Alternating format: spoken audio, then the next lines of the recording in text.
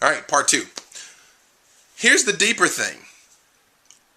Besides why did they do what they do, and whatever answer you can apply to that, and whatever meaning you can apply to that, because again, you're going to apply a meaning that's either going to make you feel good or you're going to apply a meaning that's going to make you feel bad.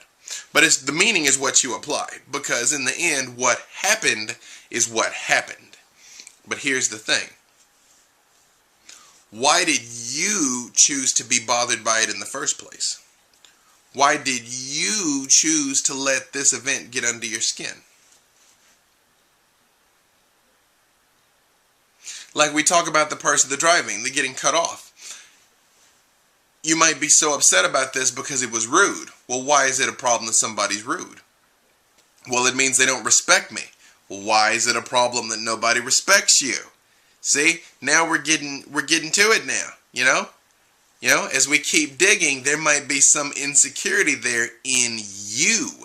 You're afraid that nobody respects you because way deep down, you don't respect you.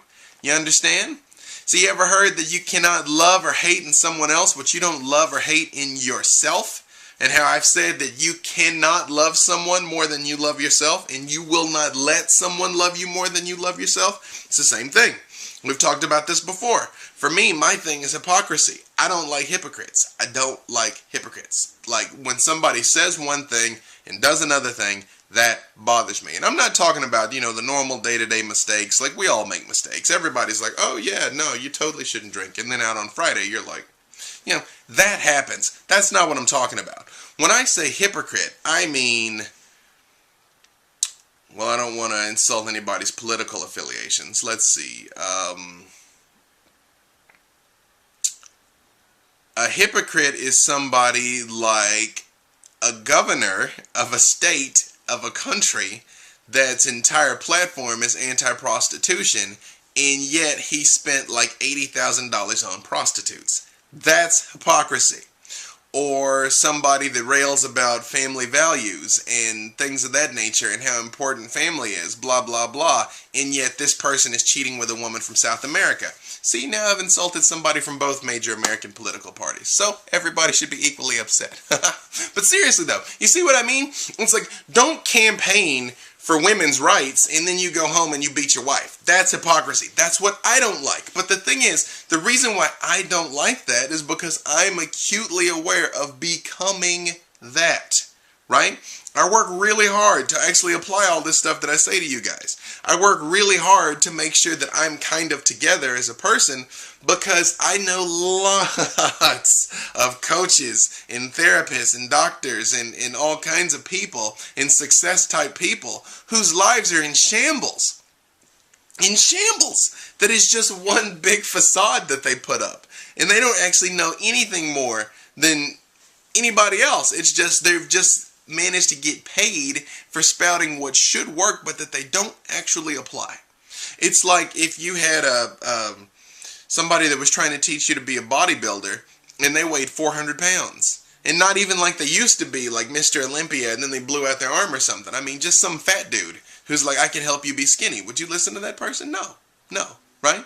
But the point is, not to go off on too big of a tangent, that bothers me in people because it's something that I fear about myself. You understand? So I work hard not to be that. Remember, fear is a call to action. I don't just sit at home like, oh my God, I hope I'm not a hypocrite. No, I'm vigilant. I take that call to action and I work to make sure that I practice what I preach and apply what I talk about. So how does this apply to you? Think about somebody or something that really just bugs the crap out of you. I'll give you a minute. You probably don't have to think too long, but I'll give you a second. Now, what is it about that person or situation that brings out something that you don't like about yourself? And I know you might be like, nothing. I'm nothing like that guy. Look a little closer. Look a little closer. Like I have another friend who, whenever anybody is aggressive, my friend gets aggressive back instantly, and like these like altercations break out, right? And it's because my friend's father was very aggressive and domineering. And whenever anybody is aggressive, in her mind, and it may not even be aggressive. Here's the thing. This person may not even be aggressive. They're just doing what they're doing. But she has applied a meaning of aggression to their actions. And then she responds to that meaning she has applied. She's not hearing them. She's hearing her father, after all these years, be mean and aggressive. She's not talking to the person in front of her. She's talking to the meaning she's made from her own past. You understand what I'm saying now? You ever hear like a lot of religions talk about how like we don't really live in reality, where this is all an illusion? And from a physics standpoint, this really is an illusion. We're all just kind of vibrating light in empty space, to tell you the truth. Like, I seem solid, but I'm not. You and I seem separated, but we aren't. Here's the thing. Almost nobody sees things how they are. You delete, you distort, and you generalize. When you see something, or you hear something, or you witness something, it comes into your mind, you interpret it and attach a meaning to it, and then you react to that meaning. You understand? But you can stop doing this. You can stop doing this at any time. Well, actually, that's not true. You cannot completely stop doing this. But you can become conscious of it and use it to your advantage. Like, people ask me all the time, how is it that I can talk to all these people and coach all these people? By the way, I don't know if I've put my spots up at the end of this. I don't think I might have time. But you know, I am a coach, and I've written lots of other things besides this and what's on theexaminer.com. So check out peacelovemoney.com. I've done PDFs, I've done podcasts. My life coaching service is available. We do it over the internet. We do it via email. It's fun. It's great. Change your life. Okay. Sorry. So had to put my own 5-second spot in there, right? But here's the thing. Okay, so things happen to you, and you can become conscious of this. So say somebody does something that would have triggered you. When I talk about a trigger is something that elicits an unnecessary or an imbalanced response to it, right? Like when I was young, my mom used to drag me shopping for hours and hours and hours and hours and hours and hours and hours and hours and hours. It really was that long, actually. Well, it might have been like 3 or 4 hours. But the fact is, she'd take me shopping and we were just gone forever, and I was bored out of my mind, right? Now, when my wife wants me to go shopping with her, I cannot do it. I can't. I'm sorry. I can't, right?